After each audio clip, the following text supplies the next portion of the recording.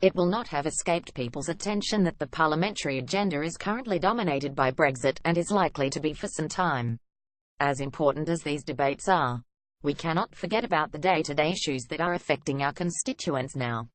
Their lives go on, and for some, that includes dealing with cancer, its treatment and effects. Around 1 in every 2 people can expect to be diagnosed with cancer at some point in their lifetime. Alongside the physical and emotional consequences, cancer brings with it a real risk of financial hardship. Research by Macmillan Cancer Support found that 4 out of 5 people with cancer are on average £570 a month worse off as a result of their diagnosis. Every year 400,000 people in the UK with cancer struggle to pay their household bills because of their diagnosis. As the number of people getting cancer grows, it's more important than ever that all sectors play their part to help people cope with the financial fallout of cancer. The financial services industry should be no exception. As providers of mortgages and other key financial commitments, banks and building societies have an unrivaled ability to reach and support their customers with cancer and other long-term health conditions.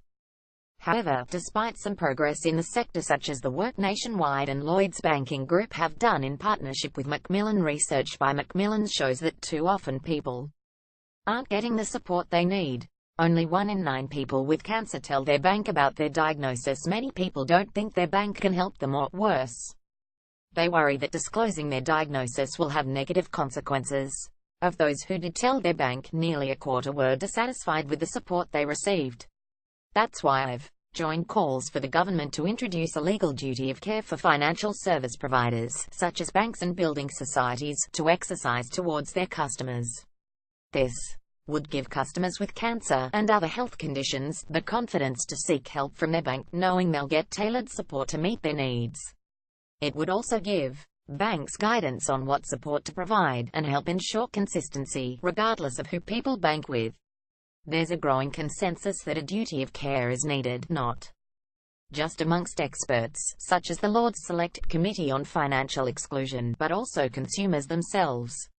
Over 17,000 people have signed an open letter by Macmillan nurse Miranda calling for a duty to be introduced. The duty wouldn't just help people with cancer, it would have wide-ranging benefits by ensuring the banking sector plays its part in helping vulnerable customers when they need it most. Given this, last week I asked the Treasury what discussions they've had with the Financial Conduct Authority (FCA) about introducing a duty of care.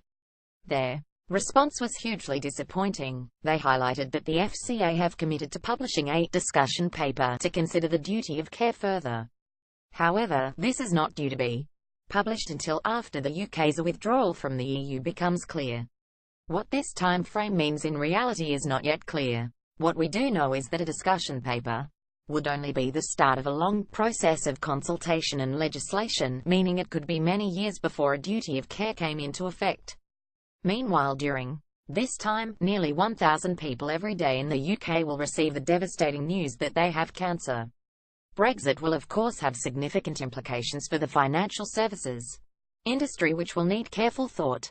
However, that is not a valid reason for delaying the duty of care. Action is needed now so that future changes are built on the foundation that financial service firms have a duty of care to their customers. The government has a vital opportunity to take action through the Financial Guidance and Claims Bill, currently going through Parliament. Peers from all parties called on them to do so whilst the bill was in the House of Lords, and I plan to join with other MPs to continue this when it enters the Commons in the new year. We cannot afford to wait. The longer we delay, the longer people go without support. I urge the government and FCA to take action now. Ronnie Cowan MP is the SNP MP for Inverclyde.